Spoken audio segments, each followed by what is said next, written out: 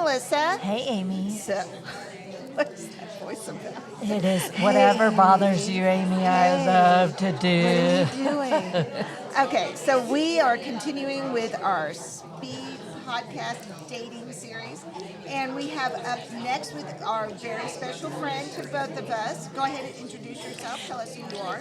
Okay, I'm Vonda McFarling. I'm an LDT and a CALT, and I also specialize in doing multisensory math training. Oh my gosh! So I know both Melissa and I have had you host Yes. at our place before. Tell our audience a little bit about the multisensory math. All right, so multisensory math, and as you mentioned, I have been to both of you ladies' training dyslexia centers and love you both. But this is a 2 to 3 day training designed to help math instructors, teachers, tutors, academic language therapists, and practitioners, and even parents. I have had several homeschool parents who have completed this training in the past. It is designed to give our practitioners and parents a hands-on opportunity to learn how to use multisensory math instruction training in their own teaching and classrooms or in the tutoring setting. So we go through a mastery of concepts of different areas where we teach strategies on how the dyslexic or other learning different child with dyscalculia learns best by providing hands-on instruction.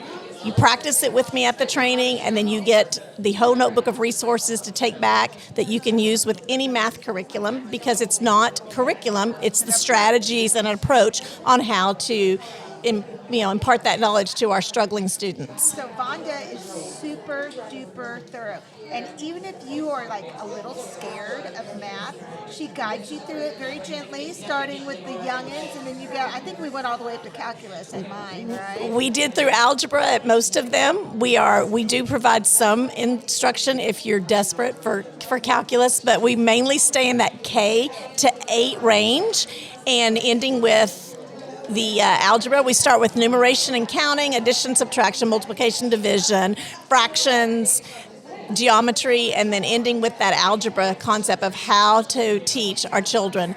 The knowledge itself was originally given to me by a lovely lady by the name of Sandy, who started it at the Southwest Academy Multisensory Training Center years ago with Dr. Beverly Dooley. And I was in one of her workshops, sat on the front row, and she came to me several years later. She remembered me and said, I've picked you to carry on the legacy. So I went to training again, and I used these methods with my own children as well as in the years in the classroom when I taught math. So, Vonda, when you were at my training, you had to help me a little bit with my math. Melissa was a very special friend that day. I always tell people that I am very, very bad at math, and Vonda got to see it firsthand. But she was so nice to work me through it. So let me ask you this. When you are working with your students, say you had a student who's having troubles with math, could you give us a quick little update on what you do to help them and me?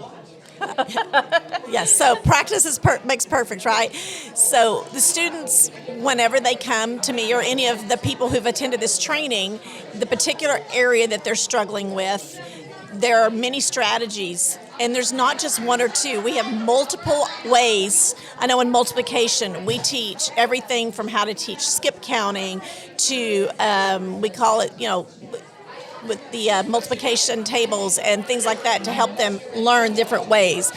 Several of the methods would involve, I know everybody knows the famous trick with the nines, but you actually can teach a child his or her multiplication facts from 6 times 6 through 9 times 9 with a similar strategy. So these are things that you can teach. It's a multisensory way of teaching and learning so that it becomes part of that muscle memory so that our students and teachers can remember how to do those strategies. Oh, yeah, and all the manipulatives that you give us to use during class was so helpful. So the manipulatives that we use are found in any math curriculum. Mm-hmm. It's just a different way of using them. So when people say, well, I don't, it's expensive or I don't know how to do this, the manipulatives that we use, we teach a different way of using them.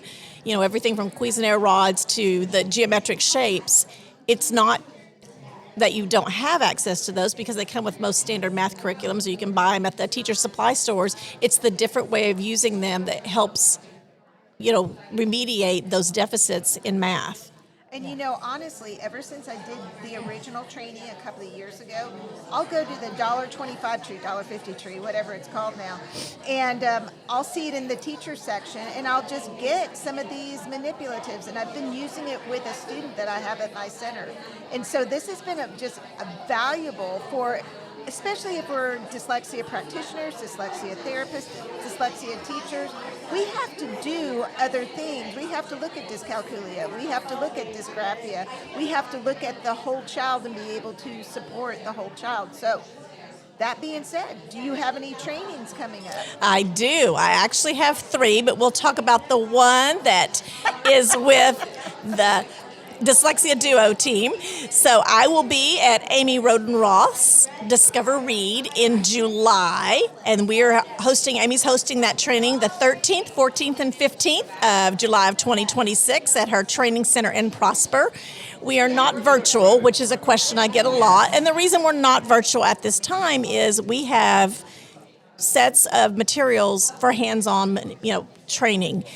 If you see it, you do it, and then you are able to take it and back to your own training. We are working on a virtual in the future, which would involve all the attendees to provide their own multisensory set of materials, but we're doing that. And then I have just talked with Miss Melissa Dean over at Kids First, and we will be bringing her training in the fall to the spring. We're looking at that. I have been there before, so we're going to look at that one also being scheduled. Yes. I do have 2 other trainings. One is at the McKinney Christian Academy in June, the first week in June, and then just recently partnered with Region 15. Nice.